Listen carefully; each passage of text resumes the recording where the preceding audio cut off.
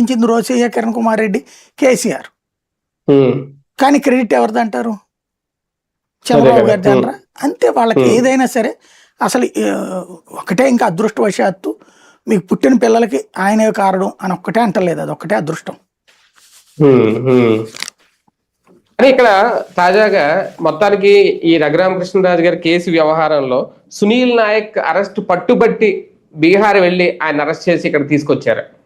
ఆయన ఏం అరెస్ట్ చేసి తీసుకురాలేదు కదా, ఆయనే వచ్చారు కదా విచారణ. అంటే కోర్టు ఆర్డర్ అయితే సాధించారు కదా, ఆర్డర్ తీసుకుని తీసుకెళ్తే ఫెయిల్ అయింది కదా అక్కడ. కోర్టు ఆర్డర్ వెళ్ళారు. ఇప్పుడు కూడా కోర్టు ఆర్డర్ తో ఏం కాదు, వీళ్ళు వెళ్ళింది ఏం కాదు, ఆయనే వచ్చాడు. హైకోర్టులో ఆయన ఛాలెంజ్ చేశాడు. చేస్తే కోర్టు ఏముందంటే నువ్వు విచారణకు అటెండ్ అయ్యా, అక్కడ అరెస్ట్ స్టే ఇవ్వలేదు, ఇదే అరెస్ట్ మీద స్టే ఇచ్చింది కానీ విచారణ చేయిద్దాం లేదు కదా, విచారణకు అటెండ్ అవ్వని చెప్పింది. విచారణకు అటెండ్ అవుతున్నాడు.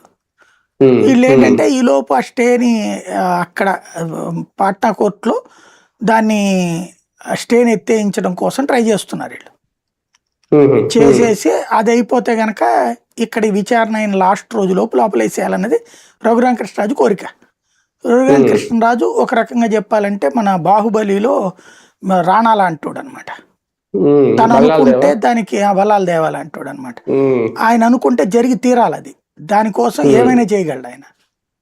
దాంట్లో కూడా బళ్ళాల దేవుడే గెలుస్తాడు కదా చివరి దాకా కూడా. చివరి నిమిషంలో లాస్ట్ సెకండ్ లోనే హీరో గెలుస్తాడు. అట్లాగే ఇక్కడ కూడా ఈయనే గెలుస్తాడు, నో డౌట్.